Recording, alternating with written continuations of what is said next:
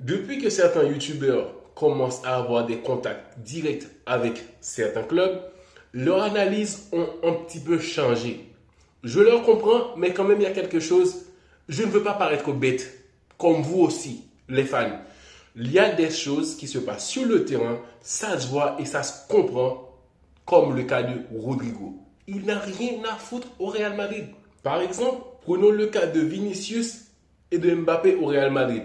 Si certains youtubeurs n'étaient pas connectés au Real Madrid, ça aurait été différent leur analyse, mais pas pour autant négative, hein. Mais ça aurait été beaucoup plus équilibré. Parce qu'aujourd'hui, on veut nous faire croire que Vinicius est plus problématique pour le Real Madrid que Mbappé.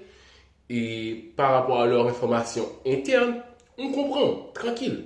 Mais voyons les faits. C'est que Vinicius a enchaîné des saisons en évoluant au Real Madrid où cette saison, l'arrivée de Mbappé ne devait pas se faire pour permettre à ce joueur-là d'évoluer encore plus et d'être une star mondiale avec cet appui-là pour avoir le ballon d'or. Mais le Real n'a pas choisi Vinicius. Le Real n'a jamais choisi Vinicius ni Rodrigo. Je parlais de Rodrigo après.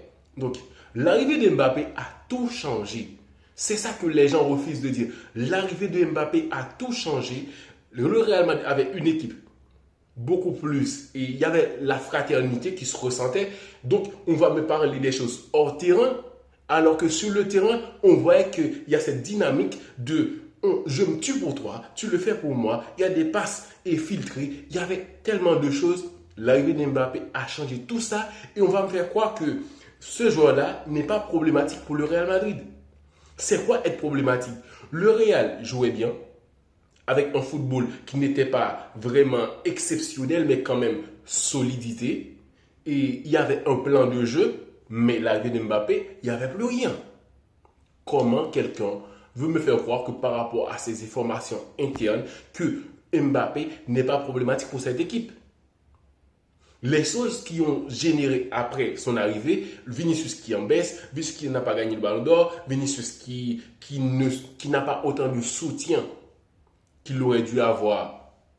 L'arrivée de Vinicius et de Mbappé, lui, il partage des pénaltys avec Vinicius, il tire des coups francs. On va me dire c'est parce qu'il est meilleur que Vinicius qu'on lui cède certaines choses.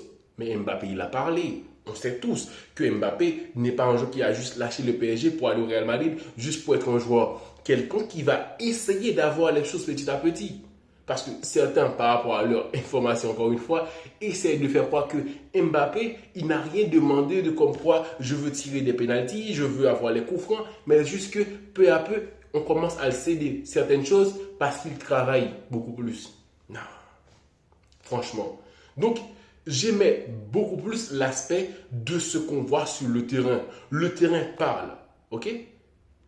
Même au mondial des clubs, le Real était beaucoup plus dynamique, les joueurs bougeaient beaucoup mieux. Quand Mbappé est dans l'équipe, on voit, c'est différent.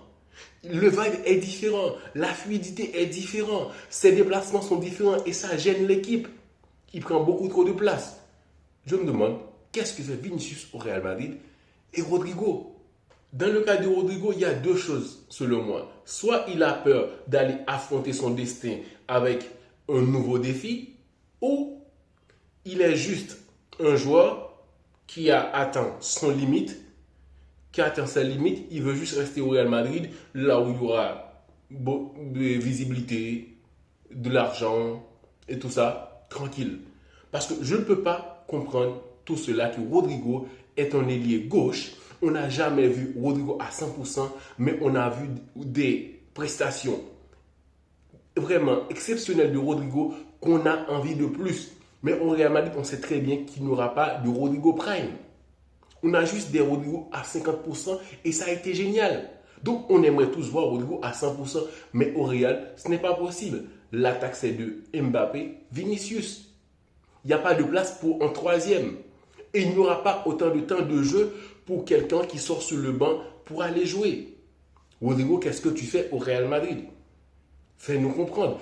On va plus rester sur les gens qui ont des informations internes au Real Madrid, mais on veut que tu sois capable de soit nous montrer sur le terrain que tu veux rester au Real Madrid, mais pas que je parle, que j'aime le Real, je veux rester, mais sur le terrain, montre-nous, parce qu'au Mondial des clubs, on ne t'a même pas donné de la chance de prouver quelque chose de plus, parce que on sait de quoi tu es capable. Si le Real te veut, il aurait donné plus de temps de jeu pour que tu puisses jouer et continuer à évoluer. Mais non, il n'y a rien de tout ça. Rodrigo, qu'est-ce que tu nous caches?